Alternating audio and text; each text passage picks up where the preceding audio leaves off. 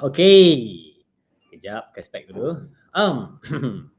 A'udzubillahi minasyaitonirrajim. Bismillahirrahmanirrahim. Assalamualaikum warahmatullahi wabarakatuh. Alhamdulillah, syukur pada Allah Subhanahu wa taala pada petang yang berbahagia ni.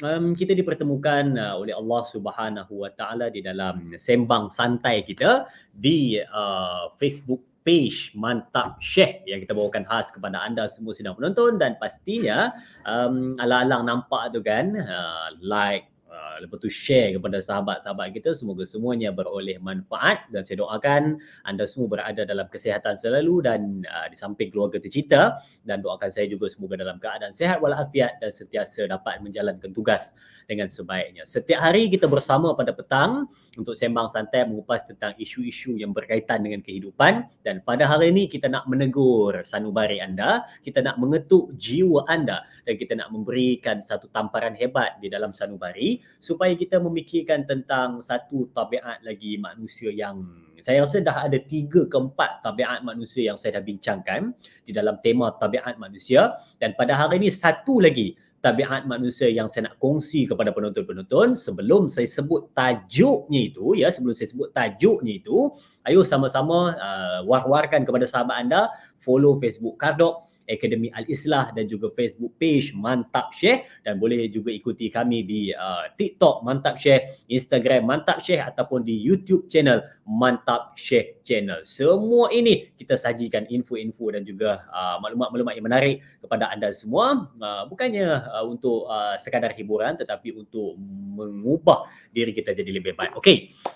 Tadi saya sebut berkenaan dengan satu tabiat manusia pada petang ni, berkenaan dengan satu tabiat yang suka membanding-banding. Oh, dia tengok orang itu, dia tengok orang ini. Dia tengok orang ini, dia tengok orang itu. Dia tengok orang itu, dia tengok diri dia tengok kelebihan orang itu, dia nampak kekurangan pada diri dia. Jadi, sikap membanding-banding ini dia ada dua. Yang pertama, dia boleh jadi baik kepada diri kita, dan yang kedua boleh jadi tak berapa baik pada diri kita. Dan kita nak lihat bagaimana membanding ini kadang-kadang boleh jadi baik dan kadang-kadang boleh jadi tidak berapa baik. Okey. Sebelum tu, mari sama-sama kita lihat satu pesan daripada junjungan besar Nabi Muhammad sallallahu alaihi wasallam yang dimuatkan di dalam satu hadis riwayat daripada Abu Hurairah radhiyallahu anhu, bahawa baginda Nabi sallallahu alaihi wasallam menyatakan yang membawa maksud, jika salah seorang di antara kalian melihat orang yang memiliki kelebihan harta dan bentuk, yakni rupa paras, maka lihatlah kepada orang yang berada di bawahnya.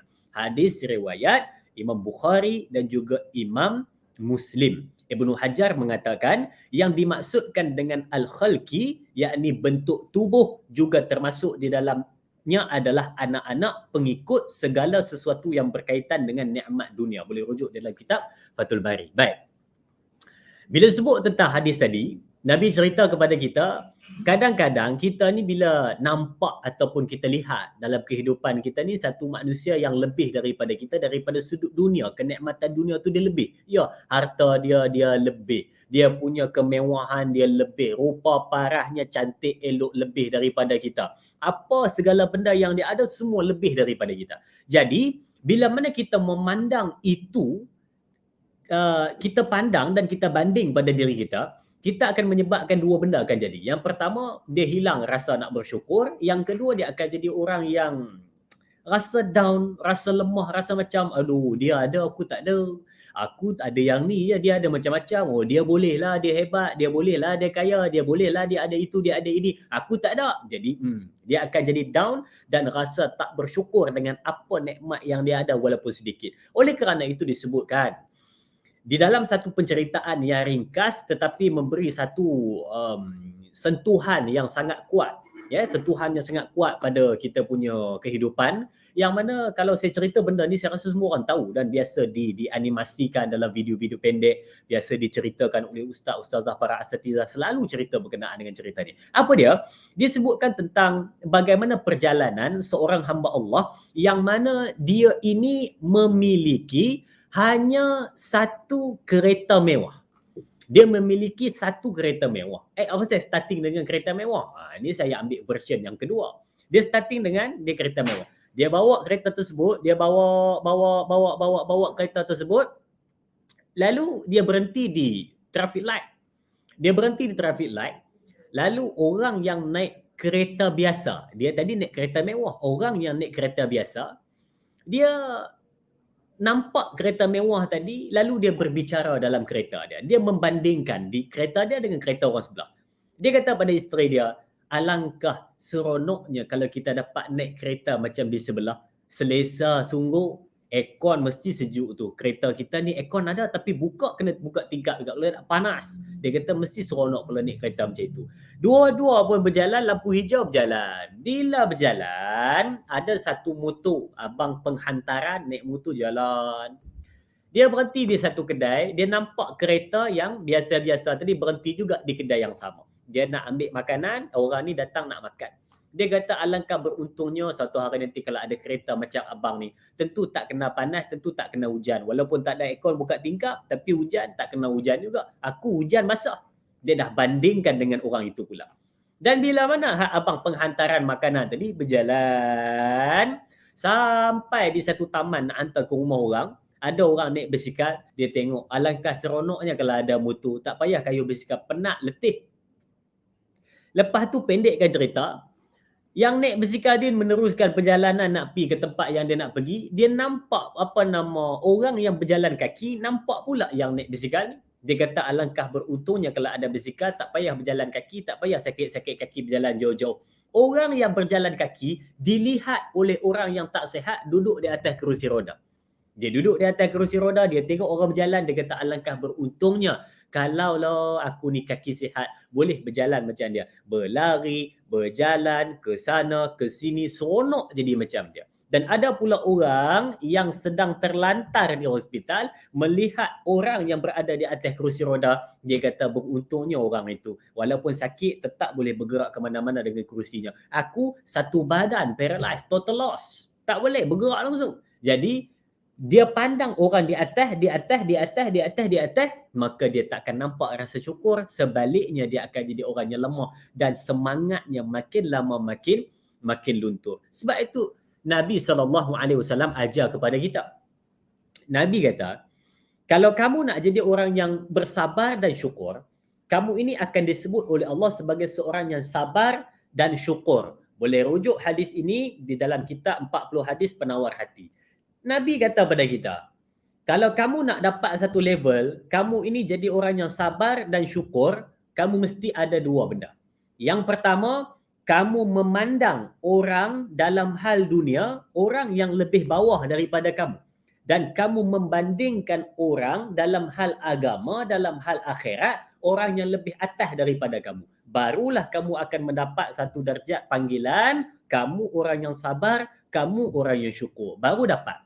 Tapi kita ni terbalik. Bila kita pandang orang dalam hal dunia, kita tengok orang yang lebih atas daripada kita, silap. Patutnya kita tengok yang di bawah pada kita. Tetapi dalam hal agama, kita tengok yang di bawah pada kita, kita tak bandingkan dengan orang yang lebih atas daripada kita. Dalam hal dunia, Nabi kata bandingkan dengan orang yang lebih bawah daripada kamu. Aku ada basikal, kira okey lah daripada orang tu berjalan kaki. Itu cara yang betul. Aku ni berjalan kaki okey lah daripada orang tu tak boleh berjalan, syukur ada kaki. Yang ni yang betul. Yang salahnya, yang berjalan kaki dia bandingkan dengan orang yang naik motor. Maka dia takkan jadi bersyukur. Sama macam dalam hal akhirat tadi. Bila mana nak dibanding-bandingkan, maka tengok orang yang lebih atas daripada kamu. Aku sembahyang fardu 5 waktu sehari semalam je. Sunat tak buat, aduh ruginya aku. Orang tu buat sunat-sunat. Yang tu betul. Tapi yang kita pada hari ni, okeylah aku sembahyang 2 kali sehari pada orang tu tak sembahyang langsung.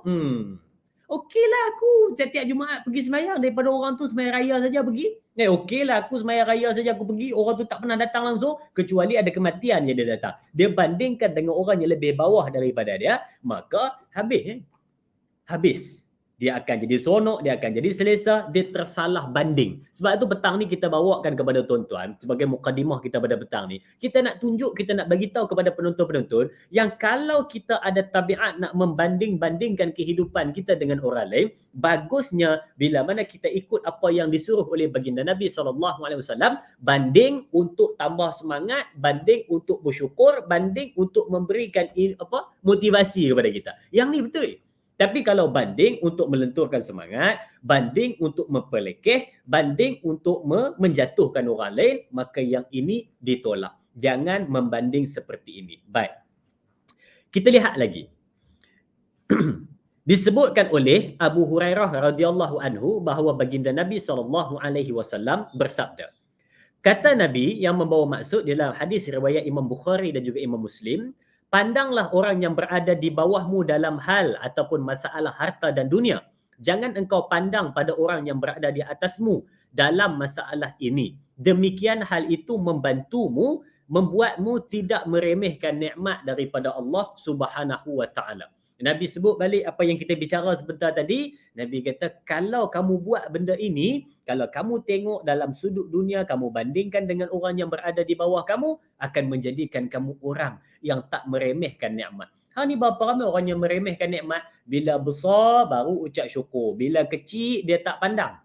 Dia dapat kecil, dia ambil yang kecil, tetapi dia tak pandang pun itu sebagai satu nikmat. Sehari dia meniaga masuk 30-40, mana ada dia bersyukur? Dia kata alah kecilnya 30-40, masuk 1,000-2,000 baru nak bersyukur. Sebab itu kadang-kadang saya bawa juga kepada penonton-penonton supaya kita ingat. Kita selalu membanding. Saya bawa lagi satu cerita. Petang ni kita bawa cerita aja, tapi saya pendekkanlah, saya kompreskan cerita dia jadi pendek. Sebab kita masa tak berapa banyak. Kita kompreskan, pendekkan cerita ni supaya dapat dia punya input dia, cerita selesai habis. Baik. Saya pendekkan lagi satu. Cerita ini adalah cerita realiti kehidupan. Yang mana ada di satu tempat, ada di satu taman, ada 2 biji rumah. Banyak. Tetapi yang difokuskan 2 biji rumah. Yang pertama rumahnya kecil, halus, rumah kecil. Kan? Tapi anak ramai. Duduk suami isteri 2 orang, anak 7. Duduk sekali semua ada 9. 9 orang duduk, anak 7. Kalau pergi sekolah 3 kali hantar trip naik motor. Kereta tak ada. Naik motor je. Sampai Pak Gad tu kata, Pak Cik ada kembar 3 ke? Bukan. Tapi dia hantar anak dia 3 kali. Orang ingat kembar 3. Jadi bila mana dia datang, dia tengok rumah, dia tengok pula. Dalam cerita ni rumah dia kecil. Kecil saja. Nak sebut istilah ataupun definisi rumah kecil ni senang faham macam ni lah. Rumahnya kecil, di situlah tidur, di situlah makan, di situlah bermain, di situlah menonton televisyen, di situlah buat kerja sekolah, di situ. Okay? Kecil je. Tapi hidupnya bahagia. Dan sebelah rumahnya tak sampai pun 50 meter, ada satu rumah yang sangat besar. Okay, kita nak cerita bagaimana orang membanding-banding, tetapi dia rupanya dalam dia banding, dia tak tahu ada apa di sebaliknya. Yang satu lagi sebelah, tak sampai 50 meter, rumah besar yang amat. Daripada pintu depan, nak keluar pintu belakang buang sampah, berlari 100 meter tak sampai. Jauh, besar. Besar rumah, 3 tingkat, atas 3, bawah ada 2. 5 tingkat semua rumah dia. Dalam tanah, bawah tanah, atas tanah, dekat-dekat angin. Rumah tinggi. Besar rumah, dalam rumah ada 4 orang. Ada suami, isteri, anak nombor 1, anak nombor 2. Tu ya. Kereta bersusun di luar, kolam renang ada, padang golf ada. Hebat rumah ni. Besar. Dan setiap hari, yang rumah kecil ni, dia pergi hantar anak dia sekolah, hantar balik. Dia tengok rumah besar tu. Dan dia kata, wah, seronoknya kalau ada rumah besar macam ni, tentu bahagia, dia kata. Seronok kalau ada rumah besar macam ni, tentu bahagia. Lepas tu dalam tiap-tiap hari macam itu, suatu hari tiba-tiba dia balik daripada hantar anak sekolah, suddenly, tiba-tiba dia nampak tuan rumah tu yang suami dia tu, rumah yang besar tu, dia nampak dia duduk di depan rumah sambil termenung, muka macam ada masalah. Dia pun berfikir sejenak, dia kata, orang kaya pun muka termenung ke? Orang kaya pun muka macam ada masalah ke? Aku ingat kaya-kaya tak ada masalah. Lalu dia pun beranikan diri, dia letak motor di rumah, dia berjalan kaki pergi ke rumah sebelah, dia bagi salam, dia tanya khabar, dia tanya, kenapa muka termenung? Kawan ni kata ada masalah lah. Dia kata, tuan pun ada masalah ke? Saya ingat ke orang kaya, orang yang semua ada dalam hidup ni, tenang hidup, seronok hidup. Saya selalu membandingkan hidup saya dengan tuan. Saya kata seronoknya kalau dapat hidup macam tuan. Segala benda apa, nak petik jari je dapat. Semua ada. Dia kata, itu yang kamu nampak. Tetapi dalam masa yang sama, kalau kamu nak tahu, aku juga selalu melihat diri kamu. Aku ni selalu tengok kamu. Tiap-tiap petang kadang-kadang kamu bermain dengan anak kamu di halaman, walaupun halaman kamu sekangkang kera kecil je, tapi kamu bermain dengan anak-anak kamu di halaman. Tiap-tiap pagi kamu hantar anak kamu sekolah, aku tengok kamu hantar. Tak pernah aku nampak anak kamu cuti, tak pernah nampak anak kamu ponteng, elok aja pergi ke sekolah. Itu dia kata, apa yang sebenarnya nak cerita ni? Cuba cerita. Mereka pun berkongsi apa yang mereka bandingkan sebelum ini, rupa-rupanya 360 darjah, tak sama seperti mana yang dilihat. Yang miskin ni kata kehidupan dia susah, orang kaya tu seronok. Yang orang kaya ni pula kata kehidupan dia tak seronok, yang miskin tu lagi seronok. Maka mereka pun bertukar cerita melihat perbandingan itu, adakah betul ataupun tidak apa yang dibanding, ataupun yang dibandingkan itu hanyalah fata morgana semata-mata. Wow, fata morgana. Okay. Baik. Orang kaya ni pun kata, ramai orang nampak aku macam bahagia, ramai orang nampak aku macam seronok. Rupa-rupanya kalau kamu nak tahu, di rumah aku je selalu ada di rumah. Orang lain mana? Isteri aku keluar pagi, balik malam, kadang keluar 2-3 hari tak balik-balik. Aku di rumah seorang-seorang. Anak aku, yang kecil tu kadang-kadang pergi je sekolah tapi tak sampai ke sekolah. Ke mana dia pergi? Kalau betul dia pergi, takkan cikgu telefon kata seminggu tak pergi sekolah. Elok pagi-pagi lepas sarapan keluar bawa beg, tiba-tiba tah ke mana hilang, petang balik. Aku stres. Tengok anak aku yang dah kerja tu, kadang-kadang pergi ke mana-mana, keluar dengan orang ni, keluar dengan orang ni, keluar dengan orang itu, jalan dengan orang ini. Aku tak tahu apa dia buat di luar. Jadi, apa guna besarnya ada rumah aku ini, tetapi yang ada di dalam hanya aku seorang. Barakah tak sampai, seronoknya tak ada. Aku bandingkan dengan kehidupan kamu. Rumah kamu kecil, ada satu pintu, ada satu tingkap. Di situlah masuk, di situlah keluar. Tetapi aku tengok seronoknya hidup kamu. Tiap-tiap pagi aku dengar anak-anak kamu ketawa. Tiap-tiap malam aku dengar ada orang ketawa di rumah kamu. Yang ketawa malam-malam tak ada tuan. Salah dengar dia kata. Ya. Malam-malam tak ada ketawa dia kata. Okey, baik. Yang ketawa tu benda lain dia kata. Hati-hati malam-malam tengok ketawa. Semalam saya ada tanya dekat Instagram saya. Saya kata, apa soalan kalau budak-budak tanya kat korang rasa tak tahu macam mana nak jawab. Mai satu soalan tahu dia kata apa? Dia kata, adik saya tanya, abang, dekat belakang pintu rambut panjang tu apa? Dah adik dia tanya. Jadi agak-agak soalan tu nak jawab ke nak lari? Kan? Betul juga. Kita tanya apa soalan budak-budak pernah tanya kat kita paling susah. Rupa-rupa adik dia tanya yang itu. Jawab sendirilah tuan-tuan. Malah nak cerita panjang, takut-takut nanti malam tak pergi ke tandai. Baik, okay, baik. Kita tutup cerita tu. Baik, balik kepada tadi. Dia kata aku tiap-tiap pagi dengar anak-anak kamu gelak petang-petang tengok ada yang main badminton, ada yang main bola, ada yang main apa lagi boleh main depan rumah ikutlah cabut rumput ke apa ke, ikutlah main, tapi seronok tengok berlari, riang, ketawa, gembira, huha hore hore, bergembira, tu lagu. Okey, tu lagu. Tapi nak tengok seronok. Seronoknya anak kamu. Aku tak ada rasa benda itu. Kamu makan sama-sama walaupun makannya hanya satu lauk, satu pinggan nasi, kongsi berapa orang, satu ekor ikan belah 7. Tapi makan sama-sama seronok. Aku tak rasa benda itu. Tapi kamu ingat balik, kamu selalu banding, kamu kata seronoknya hidup macam aku, rupa-rupa tak aku yang nak hidup macam kamu.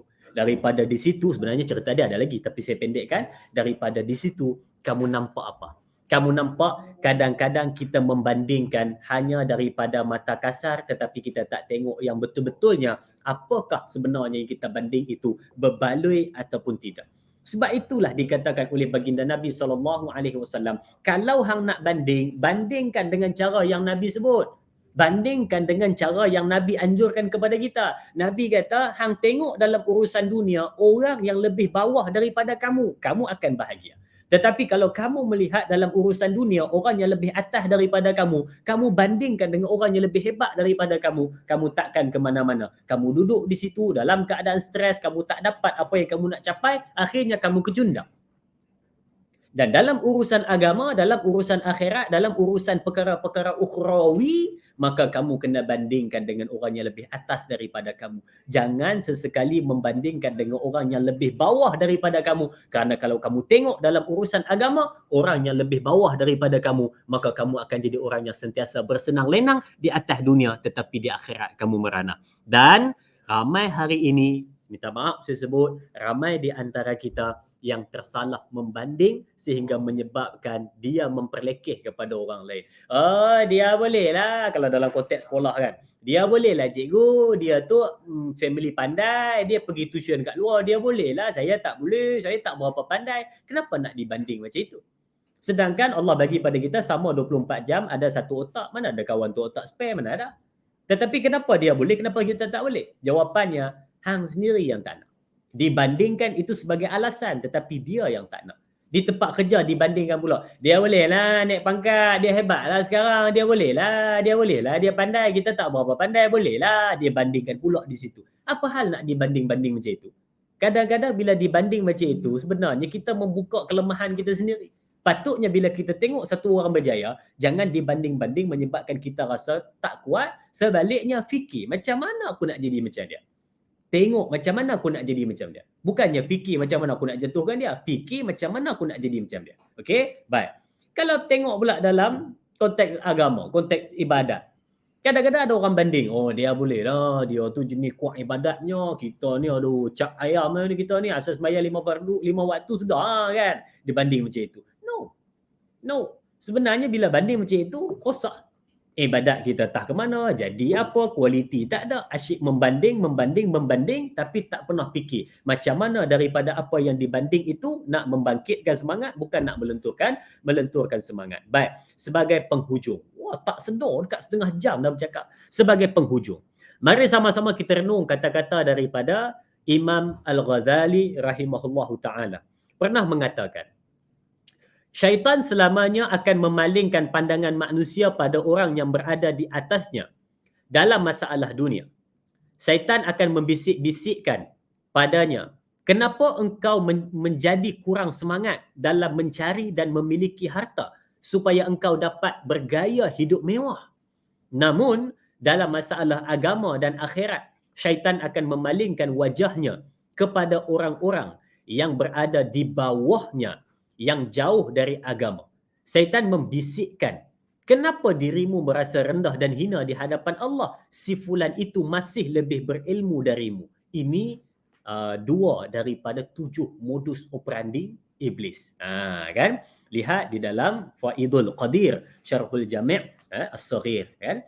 Ini kalau kita tahu lah kan, kalau kita tahu syaitan ni dia ada 7 modus operandi. Okay? Di antara 7 itu, minta maaf bukan 2, ini 1 daripada 7. Dia 7 tu ada apa? Dia ada melewat-lewatkan, memalingkan, menipu daya, membuat kita merasa baik. Itu di antara modus operandi. Bukan yang menyuruh kita buat jahat je, bukan. Itu 1 baru. Dia ada banyak kan. Ini di antara satunya. Dia akan memalingkan, menutup benda yang sepatutnya kita tahu, dia tutup supaya kita buat tak nampak, supaya kita buat benda yang sebaliknya. Macam ni dia kata.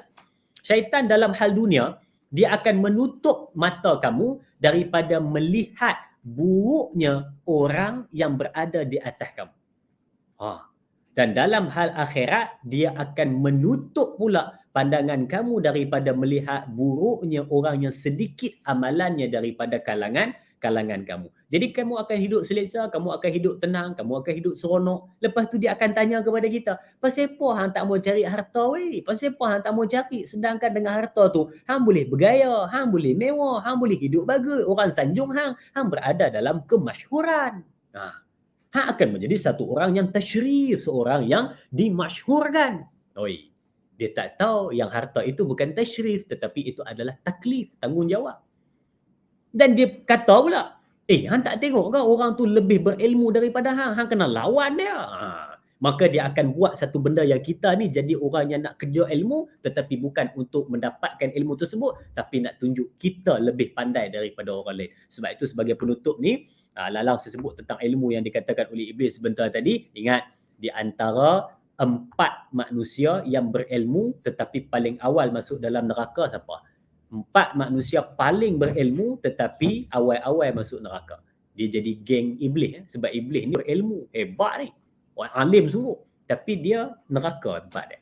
Yang pertama, cari ilmu sebab nak berdebat dengan orang lain. Berdebat yang kusir lah, bukan berdebat yang baik, berdebat yang tak baik. Yang kedua, cari ilmu sebab nak perkenal orang lain. Yang ketiga, cari ilmu tetapi nak sorok kalau orang minta dia ajar, dia minta bayar lebih-lebih.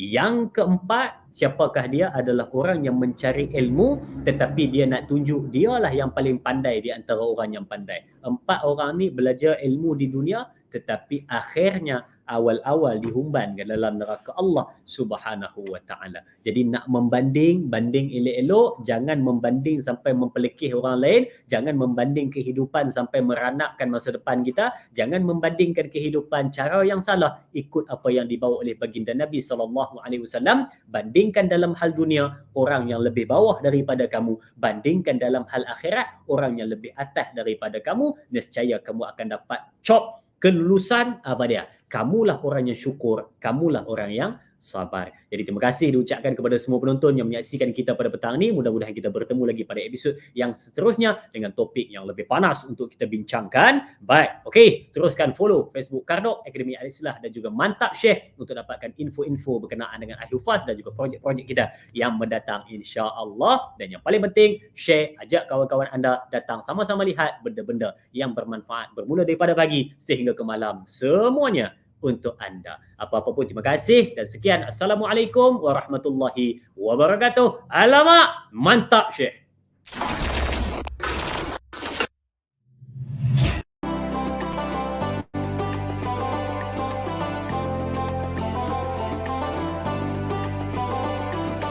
Terima kasih kepada tim Sayang Al-Quran. Terima kasih kepada NGO Sayang Al-Quran. Terima kasih kepada Sayang Al-Quran. Terima kasih kepada Pertumbuhan Sayang Al-Quran. Terima kasih Sayang Al-Quran. Terima kasihlah kepada Pertumbuhan Sayang Al-Quran. Terima kasih kerana memberikan Al-Quran.